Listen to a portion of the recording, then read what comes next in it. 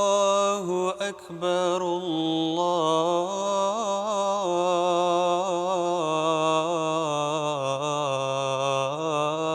الله أكبر الله أكبر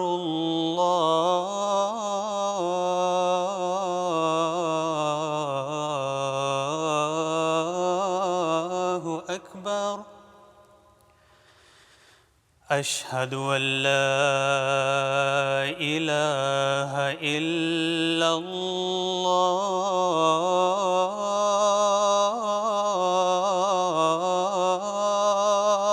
الله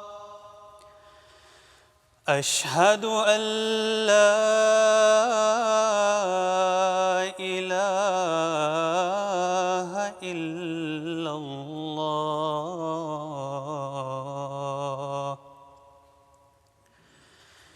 أشهد أن محمدًا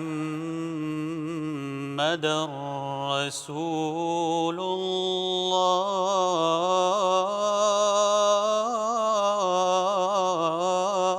الله أشهد أن محمدًا رسول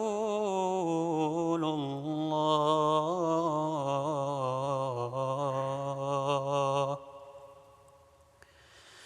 حي على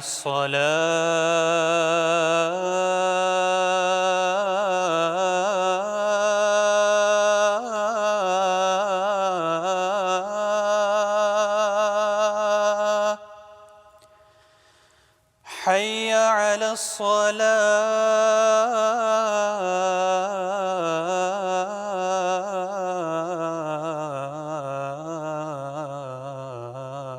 الصلاة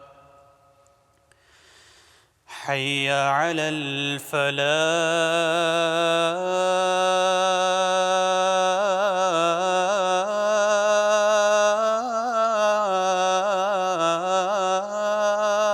الفلاح حي على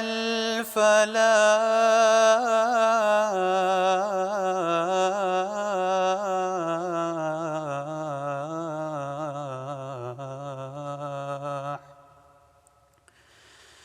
الله أكبر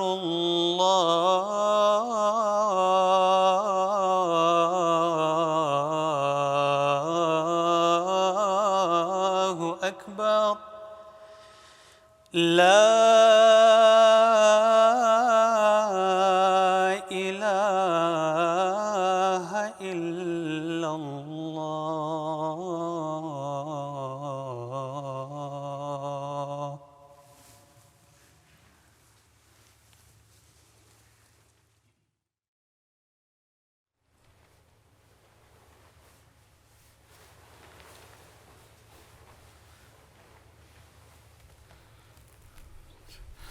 السلام علیکم ورحمۃ اللہ.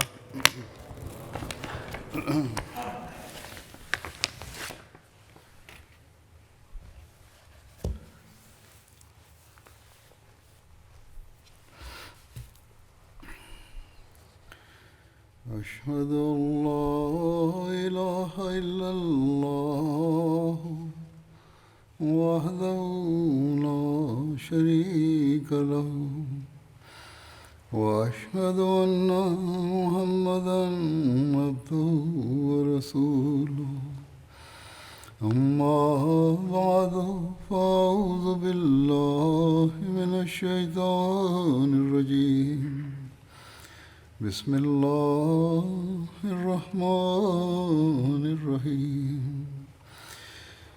الحمد لله رب العالمين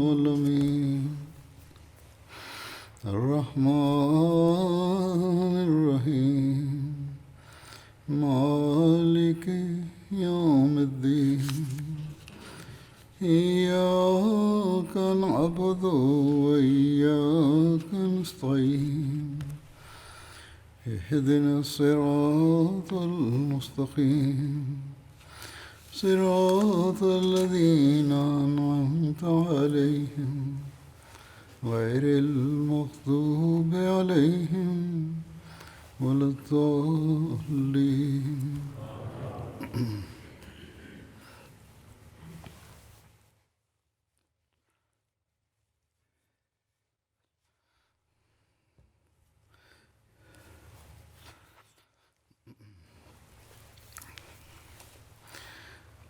حضرت ابوبکر صدیق رضی اللہ عنہ کے زمانے کی جنگوں کا ذکر ہو رہا تھا.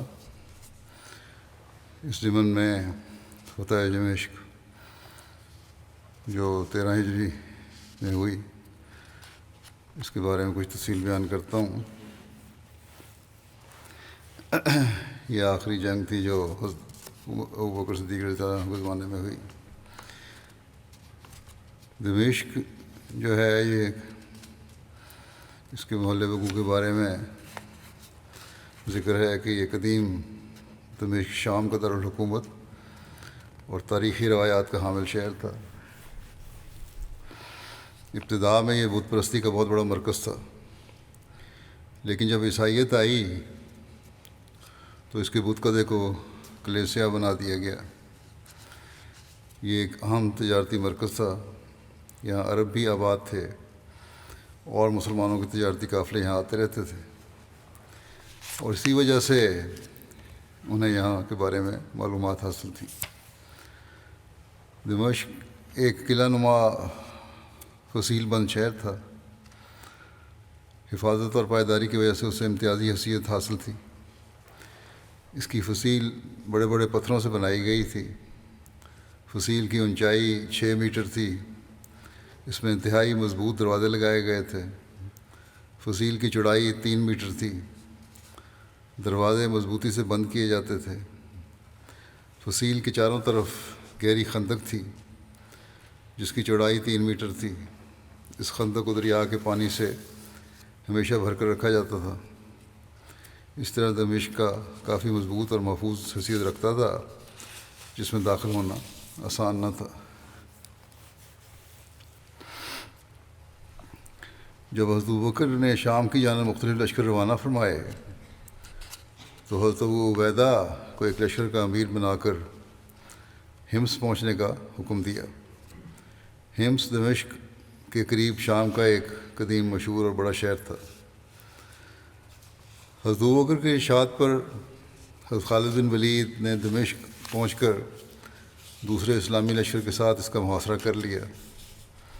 اہل دمشق قلعہ کی دیوار پر چڑھ کر مسلمانوں پر پتھر اور تیر برساتے تھے. مسلمان چمڑے کی ڈھالوں سے اپنے آپ کو بچاتے. موقع پا کر مسلمان بھی ان کو تیر مارتے. اس طرح 20 دن کا عرصہ گزر گیا لیکن کوئی نتیجہ برآمد نہ ہوا. اہل دمشق قلعہ میں محصور ہونے کی وجہ سے سخت تنگی میں تھے. قلعے میں رسد بھی ختم ہونے والی تھی. اس کے علاوہ اہل دمشق کے کھیت قلعے سے باہر تھے، لہذا ان کی کاشتکاری کے کاموں کو نقصان ہو رہا تھا. قلعے میں غلہ نہیں آ سکتا تھا. اشیاء صرف کی بھی قلت تھی. محاصرے کی طوالت کی وجہ سے وہ سخت پریشانی اور مصیبت میں مبتلا ہو گئے تھے. اسی دوران کہ دمشق کے محاصرے کو 20 دن گزر چکے تھے، مسلمانوں کو خبر ملی کہ ہرقل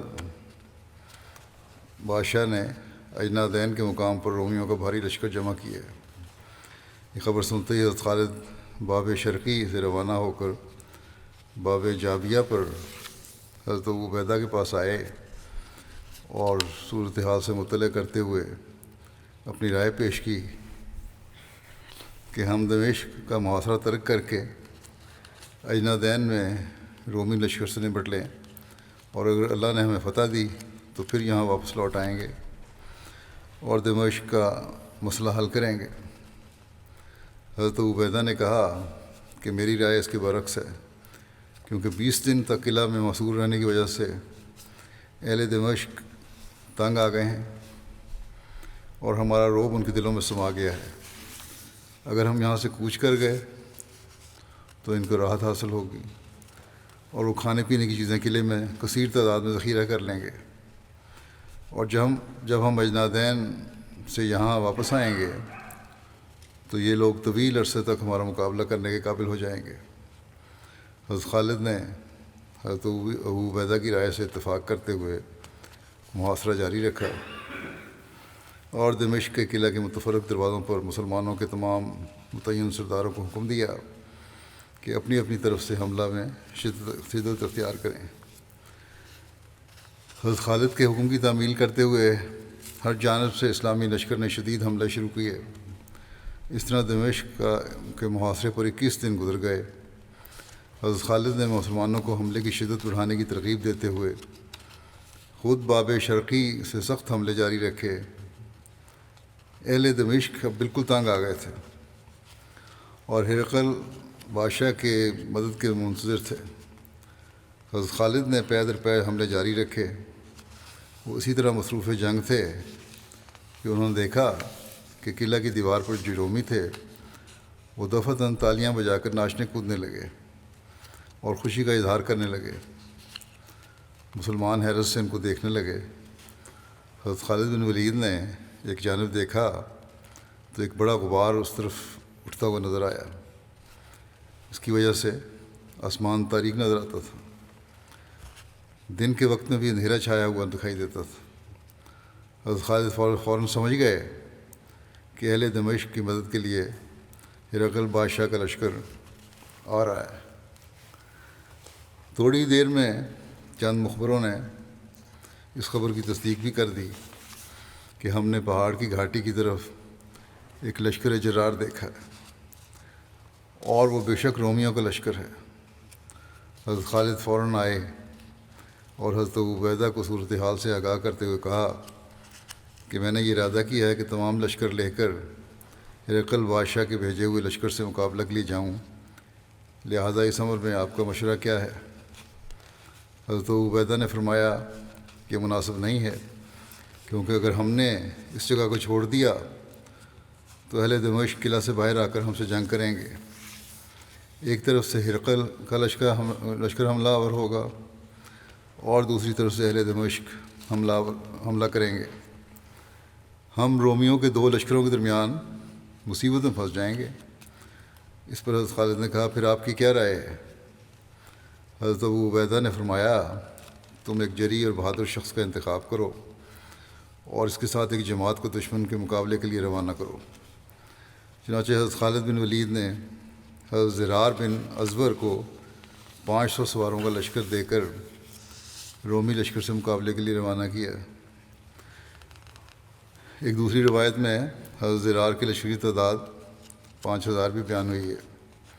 بہرحال حضرت زرار جو ہیں وہ 500 سپاہیوں کو لے کر یا جو بھی لشکر تھا اس کو لے کر رومی لشکر کی جانب روانہ ہو گئے۔ چند سپاہیوں نے رومیوں کا لشکر دیکھ کر آپ سے کہا کہ یہ لشکر بہت بڑا ہے اور ہم صرف 500 ہیں، بہتر یہی ہے کہ ہم واپس چلیں اور اپنے لشکر کے ساتھ مل کر اس کا مقابلہ کریں۔ حضرت زرار نے کہا دشمن کی کثرت سے مت گھبراؤ، خدا نے بہت دفعہ قلت کو کثرت پر غالب کیا ہے، وہ اب بھی ہماری مدد کرے گا۔ ساتھیو، واپس جانا تو جہاد سے فرار ہے جو اللہ تعالیٰ کو پسند نہیں۔ کیا تم عرب کی بہادری اور جان نثاری کو داغ لگاؤ گے؟ جسے واپس جانا ہو چلا جائے، میں تو لڑوں گا، اسلام کے نام کو بلند کروں گا، خدا مجھے بھاگتے ہوئے نہ دیکھے۔ تمام مسلمان یک زبان ہو کر بولے کہ ہم اسلام پر نثار ہوں گے، شہادت کا مرتبہ پائیں گے، یعنی کہ ہم تیار ہیں جنگ کے لیے۔ حضرت زرار خوش ہو گئے، حکم دیا کہ دشمن پر ایک ہی بار حملہ کر کے اسے تہس نہس کر دو۔ مسلمان اور حضرت زرار نے رومی لشکر پر مسلسل وار کیے اور بہادری سے لڑائی کی۔ رومی سپہ سالار کے بیٹے نے حضرت زرار پر حملہ کیا اور آپ کے بائیں بازو پر نیزہ مارا، جس کی وجہ سے خون تیزی سے بہنے لگا۔ ایک لمحے کے لیے آپ نے اسی کے دل پر نیزہ مار کر اسے قتل کر دیا۔ ایک لمحے کے بعد آپ نے اسی کے دل پہ نیزہ مار کے اسے قتل کر دیا۔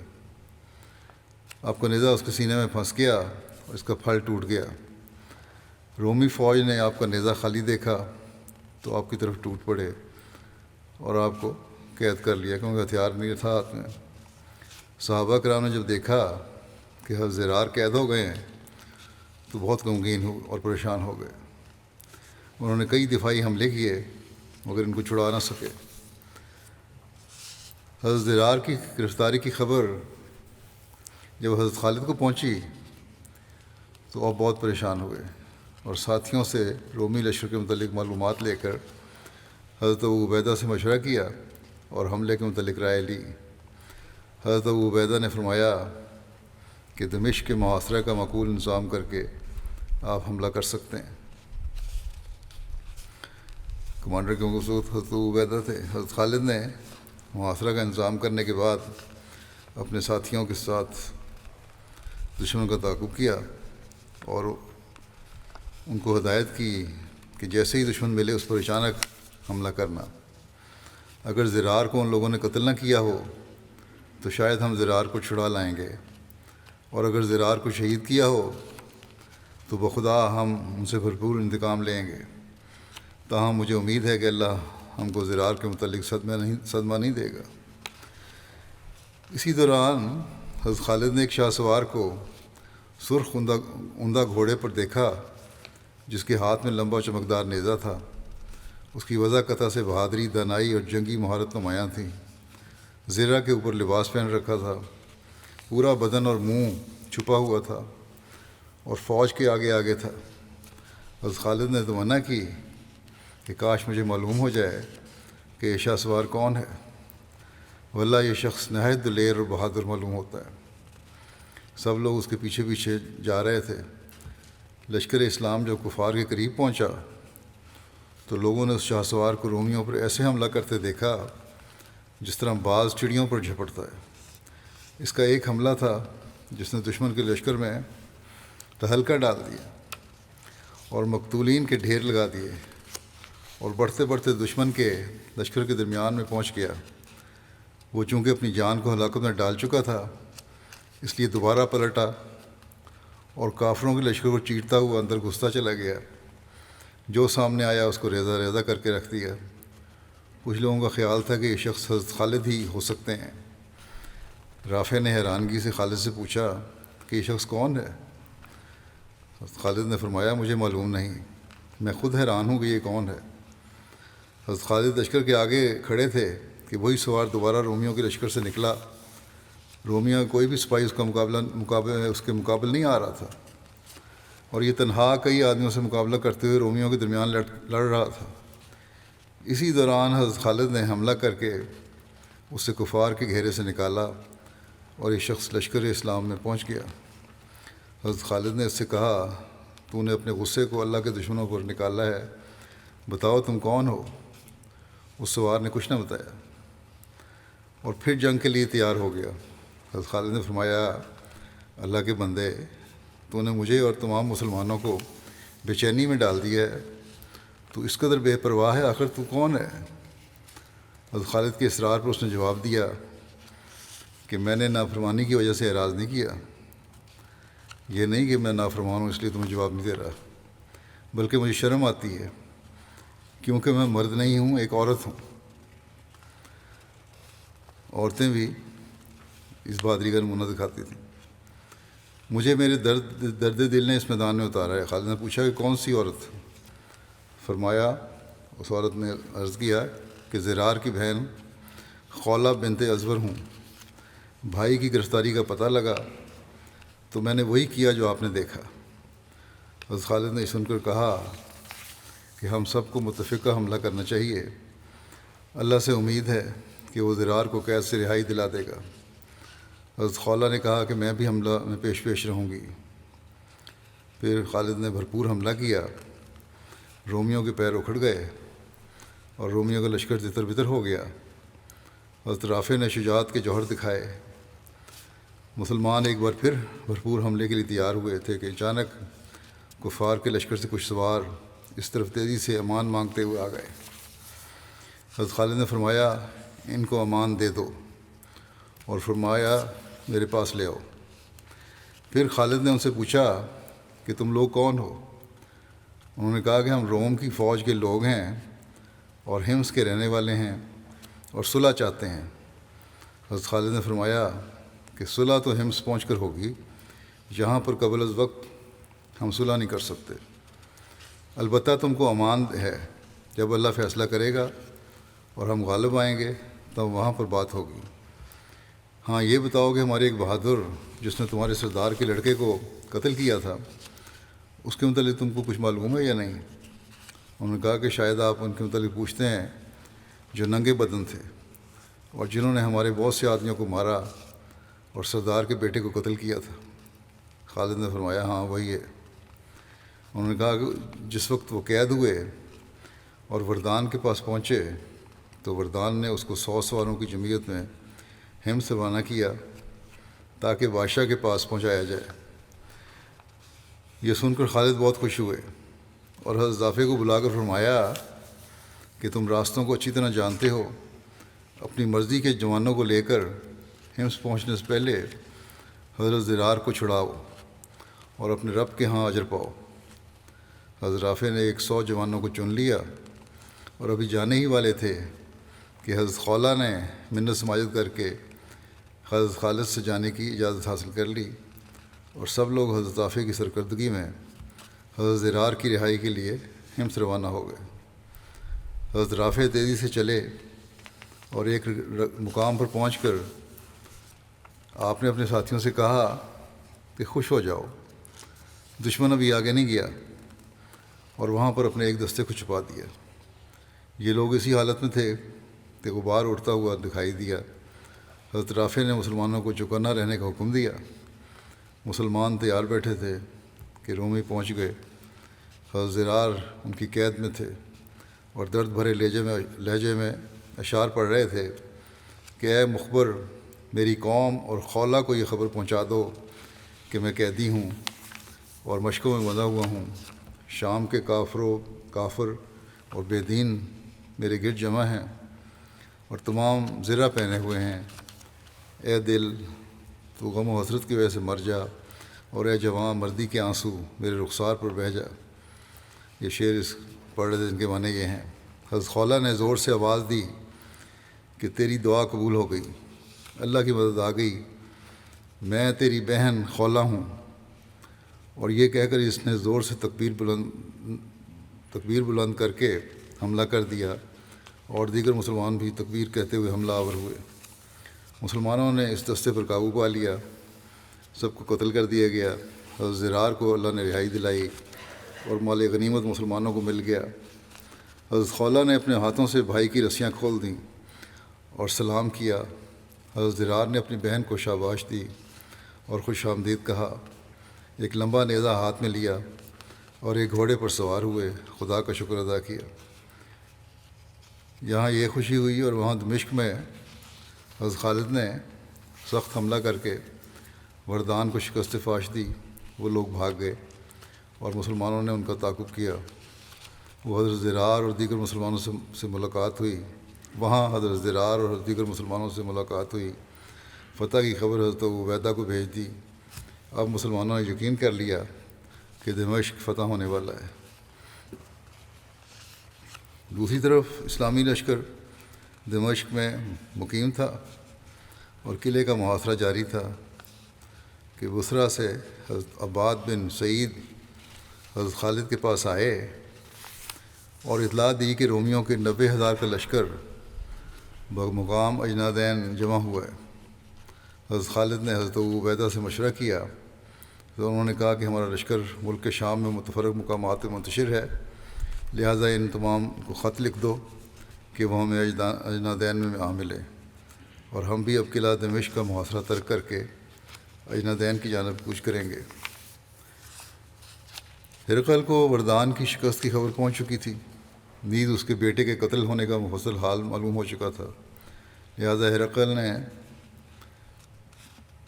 اس کو خوب ڈانٹ ڈپٹ کرتے ہوئے لکھا کہ مجھے خبر ملی ہے کہ ننگے بھوکے عربوں نے تجھے شکست دے دی ہے اور تیرے بیٹے کو قتل کیا ہے۔ نہ مسیح نے اس پر رحم کیا اور نہ تم پر۔ اگر تیری بہادری شمشیر زنی کا چرچا نہ ہوتا، بہادری اور شمشیر زنی کا چرچا نہ ہوتا تو میں تجھے قتل کر دیتا۔ خیر، اب جو ہوا سو ہوا، میں نے اجنادین کی طرف 90,000 فوج روانہ کی ہے، تجھے اس کا سردار مقرر کرتا ہوں۔ حضرت خالد نے دمشق کا محاصرہ ختم کر کے اجنادین کی طرف لشکر کو روانہ ہونے کا حکم دیا۔ حکم ملتے ہی مسلمانوں نے فوراً خیمے اکھیڑ کر باقی مال اسباب اونٹوں پر لادنا شروع کیا۔ مال غنیمت کے اونٹوں کو اور مال و اسباب کے اونٹوں کو عورتوں اور بچوں کے ساتھ لشکر کے پیچھے کی جانب رکھا اور باقی سواروں کو لشکر کے آگے رکھا۔ حضرت خالد بن ولید نے کہا کہ میری رائے یہ ہے کہ میں عورتوں اور بچوں کے قافلہ کے ساتھ لشکر کے پیچھے رہوں۔ حضرت عبیدہ کو کہا اور آپ لشکر کے آگے رہیں۔ حضرت عبیدہ نے فرمایا کہ ممکن ہے کہ وردان اپنا لشکر لے کر اجنادین سے دمشق کی طرف روانہ ہوا ہو اور اس سے آمنا سامنا ہو جائے۔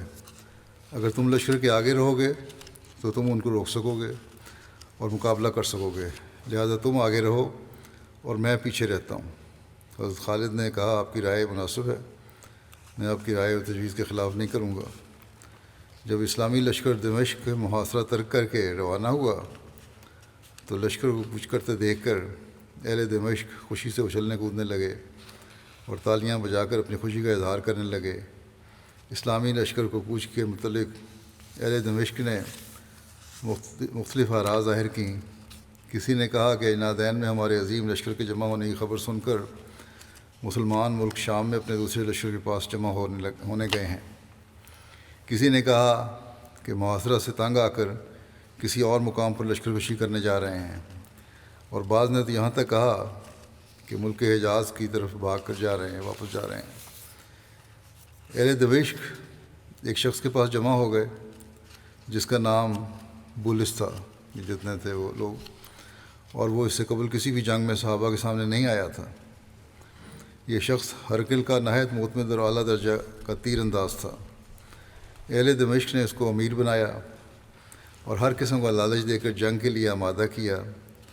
نیز انہوں نے اس بات کی قسمیں کھائیں کہ وہ میدان جنگ چھوڑ کر نہیں بھاگیں گے، اور جو بھی ان میں سے میدان چھوڑے گا تو آپ کو اختیار ہوگا کہ اسے اپنے ہاتھ سے قتل کر دیں۔ یہ عہد و پیمان جب مکمل ہو گیا اور بولس گھر میں داخل ہو کر زرہ پہننے لگا تو بیوی نے پوچھا کہ کہاں جاتے ہو؟ بولس نے کہا کہ دمشق والوں نے مجھے اپنا امیر بنایا ہے، اب عربوں کے ساتھ لڑنے جا رہا ہوں۔ بیوی نے اس سے کہا کہ ایسا مت کرو، بلکہ گھر میں بیٹھے رہو، تم عربوں سے لڑنے کی طاقت نہیں ہے تمہیں، ان سے خواہ مخواہ مت لڑو۔ میں نے آج ہی خواب میں دیکھا ہے کہ تمہارے ہاتھ میں کمان ہے اور ہوا میں چڑیوں کا شکار کر رہے ہو۔ بعض چڑیاں زخمی ہو کر گر گئیں مگر پھر اٹھ کر اڑنے لگیں۔ میں تعجب میں پڑ گئی کہ اچانک اوپر سے خواب میں دیکھا کہ ایک عقاب اوپر سے عقاب آ گئے، ایک نہیں کئی عقاب آ گئے، اور تم اور تمہارے ساتھیوں پر ایسے ٹوٹ پڑے کہ سب کو نیست و نابود کر دیا۔ بولس نے کہا تو نے مجھے بھی خواب میں دیکھا تھا؟ اس نے کہا ہاں، عقاب نے زور سے تجھے ٹھونک ماری اور تو بے ہوش ہو گیا تھا۔ بولس نے اس کی باتیں سن کے اپنی بیوی کو تھپڑ مارا اور کہا کہ تیرے دل میں عربوں کا خوف بیٹھ گیا ہے، خواب میں بھی وہی خوف ہے، گھبراؤ مت، میں ابھی ان کے امیر کو تیرا خادم اور اس کے ساتھیوں کو بکریوں اور خنزیروں کا چرواہا بنا دوں گا۔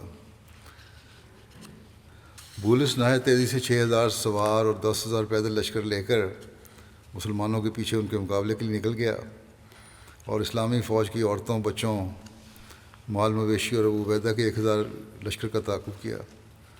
مسلمان بھی مقابلے کے لیے تیار ہو گئے۔ دیکھتے ہی دیکھتے کفار پہنچ گئے۔ بولس سب سے آگے تھا، اس نے ایک دم 6,000 سپاہیوں کے ساتھ ابو عبیدہ پر حملہ کیا۔ بولس کا بھائی بطرس پیدل فوج کے ساتھ عورتوں کی طرف بڑھا اور کچھ عورتیں گرفتار کر کے دمشق کی طرف واپس پلٹا۔ ایک جگہ پر پہنچ کر اپنے بھائی کے انتظار میں بیٹھ گیا۔ حضرت ابو عبیدہ نے یہ مصیبت ناگہانی دیکھ کر فرمایا کہ خالد کی رائے صحیح تھی کہ وہ لشکر کے پیچھے رہیں گے ادھر عورتیں اور بچے چلا رہے تھے، ادھر 1000 مسلمانوں نے بہادری سے مقابلہ کیا۔ بولس نے حضرت ابو عبیدہ پر بار بار حملہ کیا، آپ نے بھی شدید مقابلہ کیا۔ حضرت سہل تیز رفتار گھوڑے پر سوار ہو کر حضرت خالد کے پاس پہنچے اور سارا قصہ سنایا۔ حضرت خالد نے انا للہ پڑھا۔ آپ نے حضرت رافع اور عبد الرحمن بن عوف کو 1000 لشکر دے کر روانہ کیا تاکہ بچوں اور عورتوں کی حفاظت ہو جائے۔ اس کے بعد حضرت زرار کو 1000 سوار دے کر رخصت کیا اور خود بھی لشکر لے کر دشمن کی طرف چلے۔ ادھر حضرت عبیدہ بولس کے ساتھ مصروف جنگ تھے۔ اتنے مختلف علاقوں سے آنے والے مسلمانوں کے لشکر پہنچ گئے۔ انہوں نے ایسا حملہ کیا کہ دمشق سے آ کر حملہ کرنے والے رومیوں کو اپنی ذلت و خواری کا یقین ہو گیا۔ حضرت زرار آگ کے شعلہ کی طرح بولس کی طرف بڑھے۔ اس نے جب آپ کو دیکھا تو کانپ اٹھا اور پہچان لیا۔ بولس گھوڑے سے اتر کر پیدل بھاگنے لگا۔ حضرت زرار نے بھی اس کو تعقب کیا اور اس کو زندہ پکڑ لیا اور قید کر لیا۔ اس جنگ میں کفار کے 6000 آدمیوں میں سے بمشکل 100 آدمی زندہ بچے تھے۔ حضرت زرار پریشان تھے کیونکہ حضرت خولہ بھی قید ہو چکی تھی۔ حضرت خالد نے کہا کہ گھبراؤ نہیں، ہم نے ان کے ایسے آدمی پکڑے ہوئے ہیں جن کے بدلے میں وہ ہمارے قیدی آسانی سے رہا کر دیں گے۔ حضرت خالد نے 2000 سپاہیوں کو اپنے ساتھ لیا اور باقی تمام افواج کو حضرت عبیدہ کے حوالے کر دیا تاکہ عورتوں کی حفاظت ہو جائے، اور خود قیدی خواتین کی تلاش میں نکل گئے۔ اب جلدی چل کر اس جگہ پہنچے جہاں پر دشمن مسلمان عورتوں کو قید کر کے لے گئے تھے۔ آپ نے دیکھا کہ غبار اڑ رہا ہے۔ آپ کو توجہ ہوا کہ یہاں لڑائی کیوں ہو رہی ہے۔ پتہ کرنے معلوم ہوا کہ بولس کا بھائی بطرس عورتوں کو گرفتار کر کے نہر کے پاس بھائی کے انتظار میں رک گیا تھا، اور اب وہ عورتوں کو آپس میں بانٹنے لگے تھے۔ بطرس نے حضرت خولہ کے بارے میں کہا کہ یہ میری ہے۔ انہوں نے عورتوں کو ایک خیمہ میں قید کر دیا اور خود آرام کرنے لگے، اور انہیں بولس کا انتظار بھی تھا۔ ان عورتوں میں سے اکثر بہادر اور تجربہ کار شاہ سوار عورتیں بھی تھیں۔ وہ ہر قسم کی جنگ جانتی تھیں۔ یہ آپس میں جمع ہوئیں اور حضرت خولہ نے انہیں مخاطب کرتے ہوئے کہا کہ اے قبیلہ حمیر کی بیٹیوں اور اے قبیلہ طبہ کی یادگاروں، کیا تم اس پر راضی ہو کہ رومی کفار تم کو لونڈیاں بنائیں؟ کہاں گئی تمہاری شجاعت، اور کیا ہوئی تمہاری وہ غیرت جس کا ذکر عرب مجلسوں میں ہوا کرتا تھا؟ افسوس، میں تمہیں غیرت سے علیحدہ اور شجاعت و حمیت سے خالی پا رہی ہیں۔ اس آنے والی مصیبت سے تو تمہاری موت افضل ہے۔ یہ سن کر ایک صحابیہ نے کہا، اے خولہ، تو نے جو کچھ بیان کیا ہے بے شک درست ہے، لیکن یہ بتاؤ کہ ہم قید میں ہیں، ہمارے ہاتھ میں نیزہ تلوار نہیں ہے، ہم کیا کر سکتی ہیں؟ نہ گھوڑا ہے نہ اسلحہ ہے، کیونکہ اچانک ہم کو قید کر لیا گیا ہے۔ حضرت خولہ نے فرمایا کہ ہوش کرو، خیموں کے ستون تو موجود ہیں، ہمیں چاہیے کہ انہیں اٹھا کر ان بدبختوں پر حملہ کریں، آگے مدد اللہ فرمائے گا، یا ہم غالب آ جائیں گے ورنہ شہید تو ہو جائیں گی۔ اس پر ہر خاتون نے خیمہ کی ایک لکڑی اٹھائی۔ حضرت خولہ ایک لکڑی کندھے پر رکھ کر آگے ہوئیں۔ حضرت خولہ نے اپنے ماتحت خواتین سے فرمایا کہ زنجیر کی کڑیوں کی طرح ایک ساتھ ہو جاؤ، متفرق نہ ہونا، ورنہ سب قتل ہو جاؤ گی۔ اس کے بعد حضرت خولہ نے آگے بڑھ کر ایک رومی کافر کو مار کر قتل کیا۔ رومی لوگ ان عورتوں کی جرأت و بہادری دیکھ کر حیران ہو گئے۔ بطرس نے کہا، بدبختو، یہ کیا کر رہی ہیں؟ ایک صحابیہ نے جواب دیا کہ آج ہم نے ارادہ کر لیا ہے کہ ان لکڑیوں سے تمہارے دماغ درست کر دیں اور تمہیں قتل کر کے اپنے اسلاف کی عزتوں کی حفاظت کریں۔ بطرس نے کہا کہ ان کو زندہ پکڑ لو اور خولہ کو زندہ پکڑنے کا خاص خیال رکھو۔ چاروں طرف سے 3000 رومی حلقہ باندھ کر کھڑے تھے، مگر کوئی شخص عورتوں تک نہیں آ سکتا تھا۔ اگر وہ آگے بڑھتا تو یہ عورتیں ان کے گھوڑوں اور پھر ان کو مار دیتی تھیں۔ اس طرح 30 سواروں کو ان عورتوں نے موت کے گھاٹ اتار دیا۔ بطرس کو دیکھ کر آگ بگولا ہو گیا، گھوڑے سے نیچے اترا، اپنے ساتھیوں کے ساتھ ہو کر تلواروں سے حملہ آور ہوا، مگر یہ عورتیں ایک جگہ اکٹھی ہوئیں اور سب کا مقابلہ کیا اور کوئی قریب نہ آ سکا۔ حضرت خولہ کو مخاطب کرتے ہوئے بطرس نے کہا کہ اے خولہ، اپنی جان پر رحم کرو، میں تمہاری قدر کرتا ہوں، میرے دل میں بھی تیرے لیے بہت کچھ ہے۔ کیا تمہیں یہ پسند نہیں کہ میں بادشاہ جیسا آدمی تیرا مالک بنوں اور میری ساری جائیداد تمہاری جائیداد ہو جائے؟ حضرت خولہ نے فرمایا، اے کافر بدبخت، خدا کی قسم اگر میرا بس چلے تو ابھی تیرا سر لکڑی سے توڑ دوں۔ واللہ مجھے تو یہ بھی پسند نہیں کہ تو میری بکریاں اور اونٹ چرائے، چاہے جائے کہ تو میری برابری کا دعویٰ کرے۔ اس پر بطرس نے لشکر سے کہا کہ ان سب کو قتل کر دو۔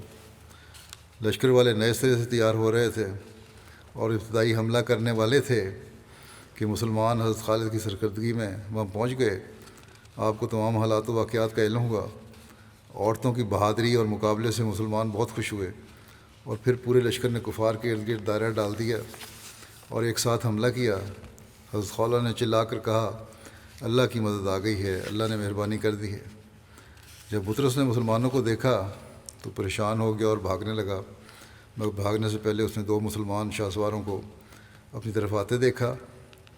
ان میں سے ایک خالد اور دوسرے حضرت زرار تھے۔ زرار نے اس کو ایک نیزہ مارا، وہ گھوڑے سے گرتے گرتے بچا۔ پھر زرار نے دوسرا وار کیا اور وہ ڈھیر ہو گیا۔ مسلمانوں نے بہت سے رومیوں کو قتل کیا، جو بچ گئے وہ دمشق بھاگ گئے۔ جب حضرت خالد واپس لوٹے تو بولس کو بلایا اور اس کو اسلام پیش کیا اور فرمایا، اسلام قبول کرو ورنہ تیرے ساتھ وہی سلوک کیا جائے گا جو تیرے بھائی کے ساتھ کیا گیا۔ بولس نے کہا، میرے بھائی کے ساتھ کیا ہوا ہے؟ خالد نے فرمایا، اس کو قتل کیا ہے۔ بولس نے اپنے بھائی کا انجام دیکھ کر کہا کہ اب زندگی کا کوئی مزہ نہیں ہے، مجھے بھی بھائی کے ساتھ ملا دو۔ چنانچہ اسے بھی قتل کر دیا گیا۔ بہرحال جو اسلامی لشکر پھر اجنادین کے مقام پر جمع ہو گئے، یہ تفصیل پہلے بیان ہو چکی ہے۔ دمشق کا یہ دوسرا محاصرہ ہوا، پہلے تو چھوڑا تھے نا۔ اب اس جنگ کے بعد دوبارہ دمشق کا محاصرے کے بارے میں لکھا ہے کہ اجنادین کی فتح کے بعد حضرت خالد نے اسلامی لشکر کو دمشق کی جانب دوبارہ کوچ کرنے کا حکم دیا۔ اہل دمشق کو اجنادین میں رومی لشکر کی شکست کی اطلاع پہلے ہی مل چکی تھی، لیکن جب انہیں یہ خبر ملی کہ اسلامی لشکر اب دمشق کی طرف آ رہا ہے تو وہ بہت گھبرائے۔ دمشق کی اطراف میں بسنے والے بھاگ کر قلعے میں ناگزین ہو گئے اور قلعے میں کافی تعداد میں غلہ اور اشیاء صرف جمع کر لیں تاکہ اگر اسلامی لشکر کا محاصرہ لمبا ہو جائے تو ذخیرہ ختم نہ ہو۔ اس کے علاوہ ہتھیار اور سامان جنگ بھی اکٹھا کر لیے۔ قلعے کی دیواروں پر منجنیق، پتھر، ڈھال، تیر، کمان وغیرہ سامان پہنچا دیا تاکہ قلعے کی دیوار سے محاصرہ کرنے والوں پر حملہ کیا جائے۔ اسلامی لشکر نے دمشق کے قریب پڑاؤ کیا، پھر اسلامی لشکر نے آگے بڑھ کر قلعے کا محاصرہ کر لیا۔ حضرت خالد نے دمشق کے تمام دروازوں پر سرداروں کو ان کے لشکر سمیت متعین کر دیا۔ اس وقت دمشق کا حاکم توما تھا۔ دمشق کے رؤساء، امراء اور دانشمند لوگوں نے توما کو مشورہ دیا کہ ہمارے پاس اسلامی لشکر سے مقابلے کی طاقت نہیں، اس لیے یا تو ہرقل سے مدد طلب کرو یا پھر مسلمانوں سے مصالحت کر لو، جو وہ طلب کریں انہیں دے کر اپنی جان بچاؤ۔ اس پر توما نے تکبر اور غرور سے کہا کہ میں عربوں کی کوئی حیثیت نہیں سمجھتا، میں ہرقل اعظم کا داماد اور جنگ کا ماہر ہوں، میرے ہوتے ہوئے مسلمانوں کو شہر میں پاؤں رکھنے کی ضرورت نہ ہوگی۔ رؤساء کے سمجھانے پر توما نے یہ کہہ کر انہیں تسلی دی کہ عنقریب ہرقل کی طرف سے ایک بڑا لشکر ہماری مدد کے لیے آ رہا ہے۔ توما نے ہر طرف سے مسلمانوں پر شدت سے حملے کا حکم دیا۔ ان حملوں کے دوران کئی مسلمان زخمی اور شہید ہوئے۔ حضرت ابان بن سعید کو بھی ایک زہر آلود تیر لگا۔ تیر نکالنے کے بعد انہوں نے زخم پر امامہ باندھ لیا، لیکن تھوڑی ہی دیر میں زہر ان کے جسم میں سرایت کر گیا اور وہ غش کھا کر گر گئے اور وہی کچھ دیر بعد جام شہادت نوش کر گئے۔ حضرت ابان کا نکاح اجنادین کی جنگ کے دوران حضرت ابان سے ہوا تھا اور ان کے ہاتھ کی مہندی کا رنگ اور سر میں عطر کی خوشبو باقی تھی، یعنی بالکل تازہ شادی تھی۔ حضرت ابان کا شمار عرب کی ان بہادر خواتین میں ہوتا تھا جو جہاد کرنے میں پیش رہتی تھیں۔ جب ان کو اپنے خامد کی شہادت کی اطلاع ملی تو وہ بھاگتی ہوئی اور ٹھوکریں کھاتی ہوئی آئیں اور اپنے خاوند کی لاش کے پاس صبر و استقلال کا ایک پیکر بن کر کھڑی ہو گئیں، اپنی زبان سے ناشکری کا ایک کلمہ بھی نہ نکالا اور اپنے خاوند کی جدائی میں چند اشعار کہے۔ حضرت خالد بن ولید نے ان کی نماز جنازہ پڑھائی۔ تدفین کے بعد حضرت عبان اپنے خیمے کی طرف ایک عزم محکم اور پختہ ارادے کے ساتھ گئیں، اپنے ہتھیار تھامے اور اپنے چہرے پر کپڑا باندھا اور باب تومہ پر پہنچ گئیں جہاں ان کے خامن شہید ہوئے تھے۔ باب تومہ پر اس وقت سخت لڑائی جاری تھی۔ حضرت عبان ان مسلمانوں میں شامل ہو کر سخت لڑائی لڑتی رہیں اور اپنے تیروں سے کئی رومیوں کو زخمی اور موت کے گھاٹ اتار دیا، اور بالآخر لڑائی کے دوران موقع پا کر تومہ کے محافظ کا نشانہ لیا جس کے ہاتھ میں صلیب اعظم تھی۔ یہ صلیب سونے کی بنی ہوئی تھی اور اس میں قیمتی جواہر جڑے ہوئے تھے۔ صلیب اعظم اٹھانے والے شخص رومیوں کو جنگ کی ترغیب دیتا تھا اور صلیب کے وسیلے سے فتح و کامیابی کی دعا مانگتا تھا۔ حضرت عبان کا تیر جیسے ہی اس کو شخص کو لگا، اس کے ہاتھ سے صلیب گر گئی اور مسلمانوں کے ہاتھ لگ گئی۔ تومہ نے جب دیکھا کہ صلیب مسلمانوں کے قبضے میں چلی گئی ہے تو وہ اپنے ساتھیوں کے ساتھ اس کو واپس لینے کے لیے نیچے اتر آیا اور دروازہ کھول کر مسلمانوں سے مقابلہ شروع کر دیا۔ اس دوران قلعے کے اوپر سے رومیوں نے بھی سخت حملے کرنے شروع کر دیے۔ اس دوران حضرت عبان نے موقع دیکھ کر تومہ کی آنکھ کا نشانہ لے کر تیر چلایا اور اس کی آنکھ ہمیشہ کے لیے اندھی کر دی۔ اس پر تومہ کو اپنے ساتھیوں سمیت پیچھے ہٹنا پڑا اور انہوں نے قلعے میں داخل ہو کر دروازے بند کر لیے۔ تومہ کی حالت دیکھ کر اہل دمشق نے کہا کہ اس لیے ہم نے کہا تھا کہ ان عربوں سے مقابلہ کرنا ہمارے بس کی بات نہیں، اس لیے عربوں سے مسالیت کی کوئی صورت اختیار کرنی چاہیے۔ اس پر تومہ مزید غضبناک ہو گیا اور اپنے ساتھیوں سے کہا کہ اپنی آنکھ کے بدلے میں ان کی 1000 آنکھیں پھوڑ ڈالوں گا۔ اہل دمشق کو حمص سے 20,000 فوج کی مدد آنے کی توقع تھی، مگر اسلامی فوج نے یہ تدبیر کی کہ فوج کے ایک دستے کو دمشق کے راستے پر مقرر کر دیا۔ اس طرح حمص سے آنے والی فوج کو وہیں روک لیا گیا۔ مسلمانوں نے دمشق کا سخت محاصرہ کر رکھا۔ اس میں حملوں، تیر اندازی اور منجنیقوں سے دشمن کو خوب پریشان کرتے رہے۔ اہل دمشق کو جب یقین ہو گیا کہ ان کو امداد نہیں پہنچ سکتی تو ان میں کمزوری اور بزدلی پیدا ہو گئی اور انہوں نے مزید جدوجہد ترک کر دی اور مسلمانوں کے دلوں میں ان کو زیر کرنے کا جذبہ بڑھ گیا۔ اہل دمشق کا خیال تھا کہ سردیوں کی شدت میں مسلمان طویل محاصرہ کی تکلیفوں کو برداشت نہیں کر سکیں گے، لیکن مسلمانوں نے حالات کا نہایت بہادری سے مقابلہ کیا۔ دمشق کے اطراف کے خالی مکانات کو مسلمانوں نے راحت و آرام کے لیے استعمال کیا۔ ہفتہ واری انضام کے مطابق باری باری جو فوج محاصر ہوتی وہ آ کر آرام کرتی، اور جب وہ چلی جاتی تو دوسری فوج آ کر آرام کرتی، اور دروازوں پر متعین ان فوجی دستوں کے پیچھے ان کی حمایت و نگرانی کے لیے دوسری فوج مقرر ہوتی۔ اس طرح طویل سے طویل محاصرے پر بھی قابو پانا آسان ہو گیا۔ لیکن مسلمانوں نے اسی پر بس نہیں کیا، بلکہ دشمن کی منظم رکاوٹوں کو توڑنے کے لیے ان کی میدانی تحقیقات اور جنگی چالیں اپنا کام کرتی رہیں، اور رکاوٹوں کے اس منظم اور طویل سلسلے میں حضرت خالد بن ولید ایک ایسے مناسب مقام کے انتخاب میں کامیاب ہو گئے جہاں سے دمشق میں داخل ہونا ممکن تھا۔ یہ دمشق کا سب سے بہتر خطہ تھا۔ اس مقام پر خندق کا پانی کافی گہرا تھا اور وہاں سے داخل ہونا کافی دشوار طلب کام تھا۔ حضرت خالد بن ولید نے دمشق میں داخل ہونے کی تدبیر یہ نکالی کہ چند رسیوں کو اکٹھا کیا تاکہ فصیل پر چڑھنے اور دمشق میں اترنے کے لیے ان میں پھندا لگا کر سیڑھیوں کا کام لیا جا سکے۔ حضرت خالد بن ولید کو کسی ذریعے سے یہ خبر مل گئی تھی کہ دمشق کے بطریق رومی فوج کے 10,000 لشکری کا قائد جو تھا، اس کے ہاں بچے کی ولادت ہوئی ہے، ایک کمانڈر کے ہاں بچے کی ولادت ہوئی ہے، اور سارے لوگ جن میں اس کے محافظ سپاہی بھی تھے دعوت میں مشغول ہیں۔ چنانچہ وہ سب خوب کھا پی کر مست ہو کر سو گئے اور اپنی اپنی ذمہ داریوں سے غافل ہو گئے۔ اسی دوران حضرت خالد بن ولید اپنے چند ساتھیوں کے ساتھ مشکیزوں کے سہارے خندق عبور کر کے فصیل تک پہنچ گئے اور رسیوں کے پھندے لگا کر انہیں بطور سیڑھی کے فصیل پر مضبوطی سے پھنسا دیا اور متعدد رسیاں فصیل سے لٹکا دیں۔ اس پر رسیوں کے سہارے کافی زیادہ تعداد میں مسلمان فصیل پر چڑھ گئے اور اندر اتر گئے اور دروازوں تک پہنچ گئے۔ دروازوں کی کنڈیوں کو تلوار سے کاٹ کر الگ کر دیا۔ اس طرح اسلامی فوجیں دمشق میں داخل ہو گئیں۔ حضرت خالد کی فوج مشرقی دروازے پر قابض ہو گئی تو رومیوں نے گھبراہٹ میں حضرت ابو عبیدہ سے مغربی دروازے پر صلح کی درخواست کی، حالانکہ پہلے وہ مسلمانوں کی طرف سے صلح کی درخواست کو مسترد کر چکے تھے اور جنگ پر مضد تھے۔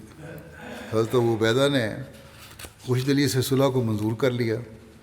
اس پر رومیوں نے قلعے کے دروازے کھول دیے اور مسلمانوں سے کہا کہ جلد آؤ اور ہمیں اس دروازے کے حملہ آوروں یعنی حضرت خالد سے بچاؤ۔ نتیجہ یہ ہوا کہ تمام دروازوں سے مسلمان صلح کے ساتھ شہر میں داخل ہوئے اور حضرت خالد اپنے دروازے سے لڑائی کرتے ہوئے شہر میں داخل ہوئے۔ حضرت خالد اور باقی چاروں اسلامی امراء شہر کے وسط میں ایک دوسرے سے ملے۔ حضرت خالد بن ولید نے اگرچہ دمشق کا کچھ حصہ لڑ کر فتح کیا تھا، لیکن چونکہ حضرت ابو عبیدہ نے صلح منظور کر لی تھی، اس لیے مفتوحہ علاقے میں بھی صلح کی شرائط تسلیم کی گئیں۔ یہاں یہ واضح ہو کہ دمشق کی فتح کو بعض لوگ مورخین حضرت عمر کے عہد خلافت میں بیان کرتے ہیں، لیکن دمشق کا یہ معرکہ حضرت ابوبکر صدیق رضی اللہ عنہ کے عہد خلافت میں شروع ہو چکا تھا۔ البتہ اس کی فتح کی خبر جب بھیجی گئی مدینہ تو اس وقت حضرت ابوبکر کی وفات ہو چکی تھی۔ تو یہ ابوبکر کے زمانے کی یہ آخری جنگ تھی۔ آئندہ انشاءاللہ حضرت ابوبکر صدیق کی زندگی کے جو باقی پہلو ہیں وہ بیان ہوں گے۔ اس وقت میں چند مرحومین کا بھی ذکر کرنا چاہتا ہوں۔ پہلا ہے مکرم عمر ابو ارقوب صاحب، جو فلسطین کے صدر جماعت تھے، جنوبی فلسطین کے۔ یہ 15 اگست کو 70 سال کی عمر میں ان کی وفات ہو گئی۔ انا للہ و انا الیہ راجعون۔ عمر ابو ارقوب صاحب نے 2010 میں MTL عربیہ کے ذریعے جماعت سے متعارف ہوئے۔ اس بارے میں انہوں نے کہا کہ جب میں نے سب سے پہلے MTA دیکھا تو محسوس کیا کہ بے شک یہ لوگ نیک اور صالح ہیں۔ میں ایک طرف عالم اسلام کو قتل و غارت، ڈاکہ، چوری اور باہمی منافرت کی حالت میں دیکھتا ہوں، اور دوسری طرف جماعت احمدیہ صلہ رحمی کی تعلیم دیتی ہے اور تہجد پڑھنے اور قرآن مجید کی تلاوت کرنے کی تلقین کرتی ہے، جس سے میں کافی متاثر ہوا اور میں نے کہا کہ یہی سچی جماعت ہے جس کی پیروی ہم پر واجب ہے۔ پھر کہتے ہیں استخارے کے بعد مجھے یقین ہو گیا۔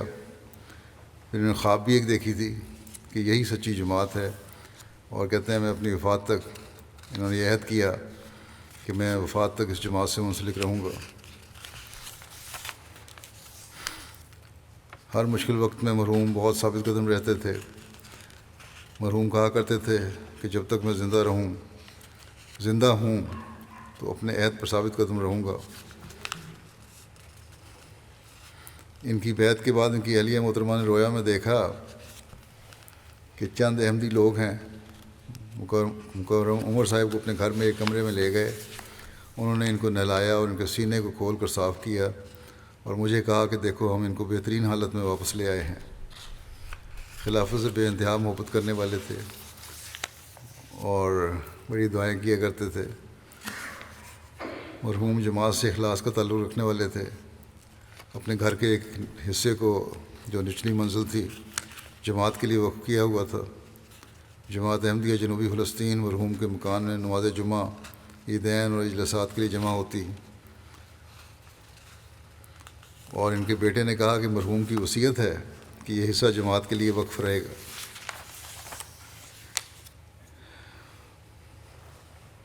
ان کے مخالفین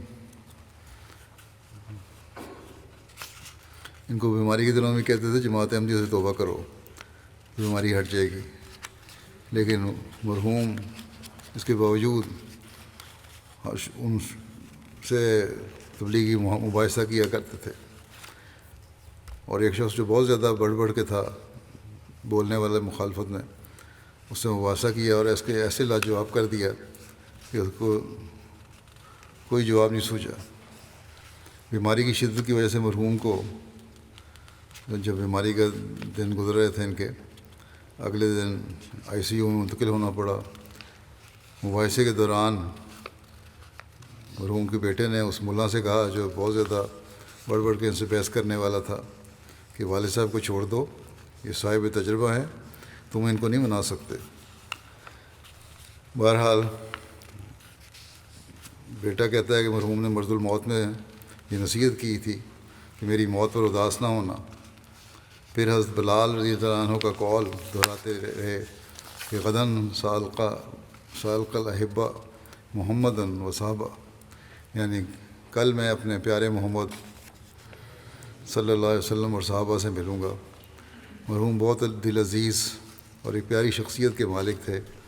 مرحوم کی اہلیہ 3 بیٹے اور 4 بیٹیاں ہیں۔ اللہ تعالیٰ ان بچوں کو بھی احمدیت قبول کرنے کی توفیق عطا فرمائے جو احمدی نہیں ہیں، اور مرحوم کے درجات بلند فرمائے، مغفرت اور رحم کا سلوک فرمائے۔ دوسرا ذکر ہے مکرم شیخ ناصر احمد صاحب مٹھی تھرپارکر کا، جو ابھی گزشتہ دنوں 93 سال کی عمر میں وفات پا گئے۔ انا للہ و انا الیہ راجعون۔ مٹھی کے سب سے پہلے احمدی تھے۔ 1969 میں انہوں نے احمدیت قبول کی۔ ایک پرجوش داعی اللہ اور دین کی غیرت رکھنے والے نڈر احمدی تھے۔ 5 وقتہ نمازوں کی پابندی، مہمان نوازی، خلافت سے والہانہ عشق ان کے نمایاں اوصاف تھے۔ انہیں مٹھی اور اس کے گرد و نواح میں متعدد بیعتیں کروانے کی بھی توفیق ملی۔ مٹھی کی پہلی مسجد انہی کی دی ہوئی جگہ پر بنائی گئی تھی۔ خاندان اور برادری کی طرف سے انہیں شدید مخالفت کا سامنا رہا۔ خاص طور پر بچوں کی شادی کا وقت آیا تو برادری نے اپنے خاندان سے باہر احمدیوں میں رشتہ کرنے سے روکنے کے لیے شدید دباؤ ڈالا۔ آپ کا بائیکاٹ کیا گیا۔ وہ ان کی شادیوں میں شامل بھی نہیں ہوئے، لیکن اللہ تعالیٰ کے خاص فضل سے انہوں نے باوجود مخالفت کے تمام بچوں کی شادیاں احمدی گھرانوں میں کیں۔ اپنے بچوں کی تربیت کی طرف خاص توجہ دی، سب کو قرآن کریم پڑھایا، نماز کو پابند کیا۔ اپنی عورتوں کو جو پہلے ہندو جو تھیں اور روایتی ان کا طرز لباس تھا وہ چھڑوا کر انہیں برقع پہنوایا۔ خلیفۃ مسیح رابع نے ایک مرتبہ ان کو خراج تحسین دیتے ہوئے فرمایا تھا کہ اگر ہر سینٹر میں ہم ایک ناصر پیدا کر دیں تو ہم یقیناً کامیاب ہو جائیں گے۔ ان کے پسماندگان میں 2 بیٹے اور 4 بیٹیاں شامل ہیں۔ بچے بھی ان کے کچھ خدمت دین کر رہے ہیں، وقف زندگی ہیں۔ اللہ تعالیٰ مرحوم کے درجات بلند فرمائے۔ تیسرا جو ذکر ہے وہ ملک سلطان احمد صاحب سابق مولانا وقف جدید کا ہے، جو بھی گزشتہ دنوں 84 سال کی عمر میں وفات پا گئے۔ انا للہ و انا الیہ راجعون۔ 1938 میں پکا نسواں ضلع جھنگ میں یہ پیدا ہوئے تھے۔ پیدائشی احمدی تھے۔ ان کے خاندان میں احمدیت ان کے والد محترم سجادہ صاحب المعروف شہزادہ کے ذریعے سے آئی، جنہوں نے حضرت مسلم موعود رضی اللہ عنہ کے زمانے میں خود قادیان جا کر بیعت کی تھی۔ انہوں نے مڈل تک تعلیم حاصل کرنے کے بعد 1960 میں وقف جدید کے تحت خدمت کی درخواست دی۔ ان کا وقت قبول ہوا۔ پھر خلیفۃ مسیح رابع جب وقف جدید کے انچارج تھے، ان کے زیر تربیت کے رہے اور کچھ عرصہ وہاں سے تربیت حاصل کر کے 1960 میں ان کی معلم کے طور پر تقرری ہوئی۔ تھرپارکر کے علاقے میں بھیجے گئے، بڑا کام کیا انہوں نے۔ پھر پاکستان کے دوسرے علاقوں میں بھی رہے۔ 38 سال سے زائد ان کی خدمت کا دور ہے۔ اپنے حفاظہ فرائض کے ساتھ بڑے خوش اسلوبی سے سر انجام دیتے رہے۔ تبلیغ کا بہت شوق تھا، اور اسی وجہ سے 1968 میں ان پر قاتلانہ حملہ بھی ہوا تھا۔ سچائی، ملنساری، مہمان نوازی، خوش مزاجی ان کے بنیادی وصف تھے۔ تہجد گزار، نماز با جماعت کے پابند، دعا گو انسان تھے۔ مرتے دم تک نظام خلافت کے ساتھ دفاع کا تعلق رکھا اور اپنی اولاد کو بھی اس کی تلقین کرتے رہے۔ پسماندگان میں اہلیہ کے علاوہ 3 بیٹے اور 2 بیٹیاں شامل ہیں۔ اللہ تعالیٰ مغفرت اور رحم کا سلوک فرمائے، ان سے یاد بلند کرے۔ اگلا ذکر ہے مکرم محبوب احمد راجے کی صاحب کا، جو سعد اللہ پور ضلع منڈی بہاؤدین کے رہنے والے تھے۔ یہ بھی گزشتہ دنوں میں 86 سال کی عمر میں وفات پا گئے۔ انا للہ و انا الیہ راجعون۔ مرحوم موسی تھے۔ پسماندگان میں 2 بیٹے اور 1 بیٹی شامل ہیں۔ ایک بیٹا ان کا باہر ہے جرمنی میں اور لاہور میں مقیم ہے کچھ۔ مرحوم حضرت مسیح موعود علیہ السلام کے صحابہ حضرت غلام علی صاحب راجے کی کے بیٹے اور حضرت مولوی غلام رسول صاحب راجے کی کے بھتیجے تھے، اور حضرت مولوی غوث محمد صاحب کے نواسے تھے۔ ان کے بیٹے مبرور صاحب بیان کرتے ہیں ان کو 37 سال بطور صدر جماعت سعد اللہ پور خدمت کی توفیق ملی۔ بہت دعا گو، حضور صلی اللہ علیہ وسلم اور حضرت مسیح موعود علیہ السلام کے سچے فدائی، خلافت سے بے حد محبت رکھنے والے نڈار اور بہادر خادم سلسلہ تھے۔ 3 مرتبہ ان کو اسیر رائے مولا رہنے کی توفیق ملی۔ 5 وقتہ نماز کے پابند ہونے کے ساتھ ساتھ باقاعدگی سے لمبی تہجد ادا کرنے والے تھے۔ بے شمار موقع پر خدا تعالیٰ نے ان کو دعاؤں کو قبولیت کی فوری شرف بخشا۔ صاحب رویا کشوف بھی تھے۔ اسیری کے دوران بھی ان کو کئی دفعہ خوابیں آتی رہیں کہ فلاں دن رہائی ہوگی یا فلاں وقت یہ واقعہ ہوگا، اور اسی طرح ہوتا بھی رہا۔ دن میں اکثر درود شریف اور دعاؤں میں مصروف رہتے،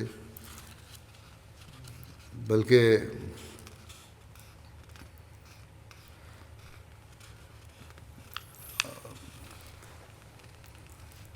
ایک دن ایک شخص نے لکھا کہ ایک دن فجر کی نماز کے لیے آپ آئے تو اس نے ان کو ہاتھ لگایا تو بڑا تیز بخار تھا، لیکن اس کے باوجود مسجد میں آئے باجماعت نماز ادا کرنے کے لیے۔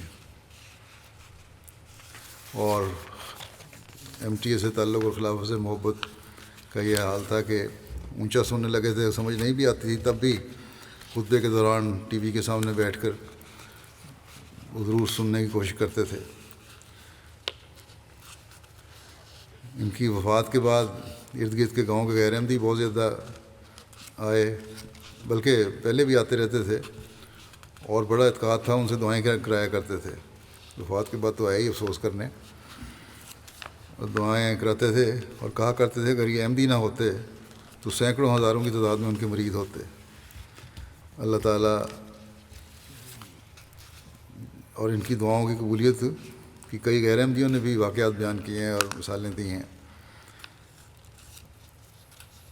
اللہ تعالیٰ ان سے مغفرت اور رحم کا سلوک فرمائے، درجات بلند کرے، ان کی اولاد کو بھی ان کی نیکیوں کو جاری رکھنے کی توفیق عطا فرمائے۔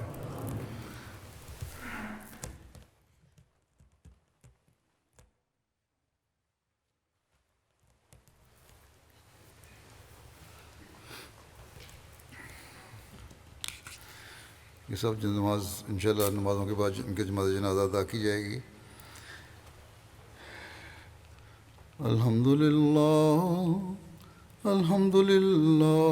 نحمدہ ونستعینہ ونستغفرہ ونؤمن بہ ونتوکل علیہ ونعوذ باللہ من شرور انفسنا ومن سیئات اعمالنا من يهده الله فلا مضل له ومن يضلل فلا هادي له ونشهد أن لا إله إلا الله ونشهد أن محمدا عبده ورسوله عباد الله رحمكم الله إن الله يأمر بالعدل والإحسان وإيتاء ذي القربى وينهى عن الفحشاء والمنكر والبغي يعظكم لعلكم تذكرون اذكروا الله يذكركم وادعوه يستجب لكم ولذكر الله أكبر.